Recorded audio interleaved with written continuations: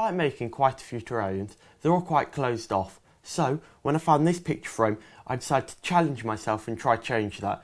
I ended up making this open terrarium here, and I think it turned out really nicely. So, let's get right into it. The frame currently has little metal strips holding down the glass, and so the first thing I did was bend them to remove the glass.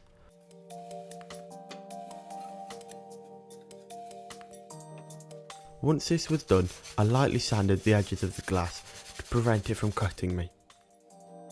I then removed the metal strips using a pair of wire cutters for better grip. Like in my previous projects, I'll be using leak seal to waterproof the inside of the frame. I applied 2 coats to make sure that no water could escape.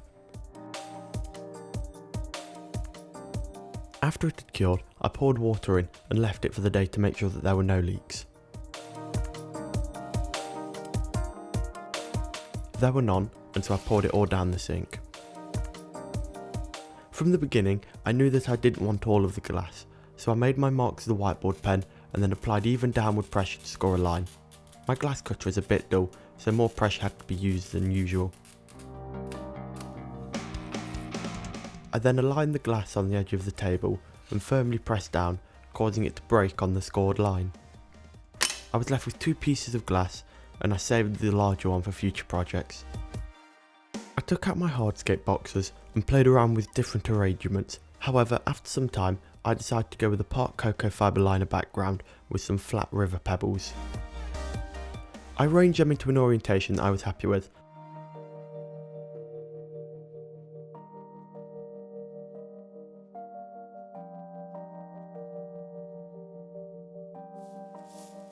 Then removed the liner and locked the rocks into place using expanding foam.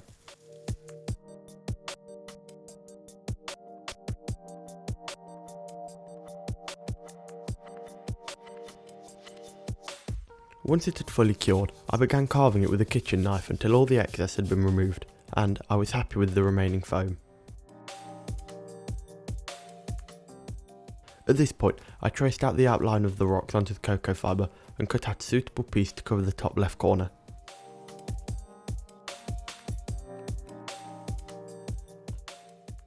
I then siliconed it into place using aquarium grade silicone.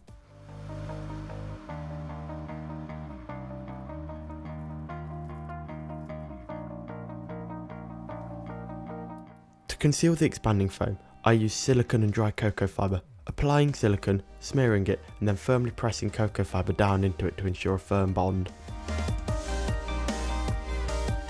This was repeated for the entirety of the foam.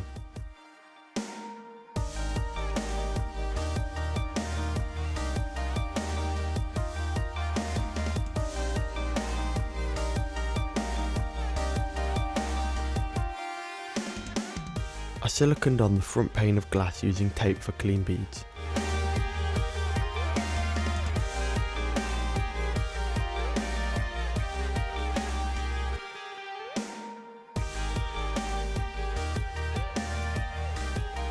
Now that the background was done, I could move on to the scape. I decided to use a piece of cork bark with a few locally collected sticks. The pieces were then fixed in place using cotton wool and superglue, which when combined cured nearly instantly.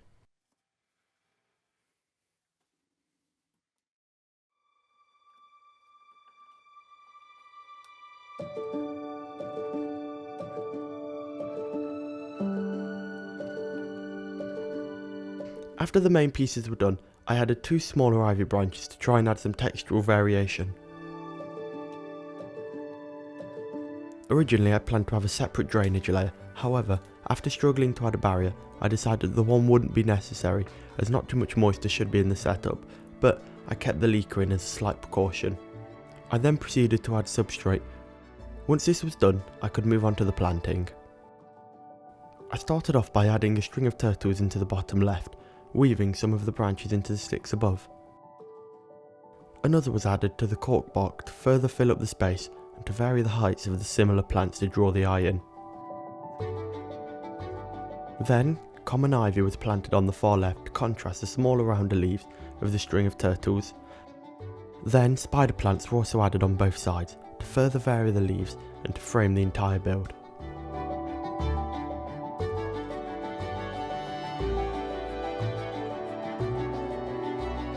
Small air plants were attached onto the branches using superglue to create smaller focal points around the build.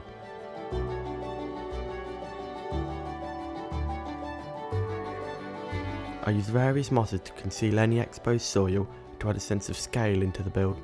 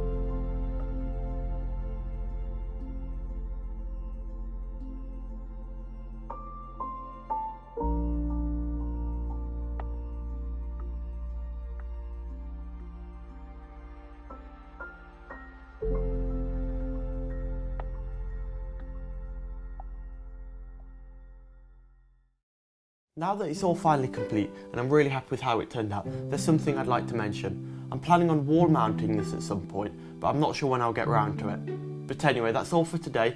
Thank you so much for watching and goodbye.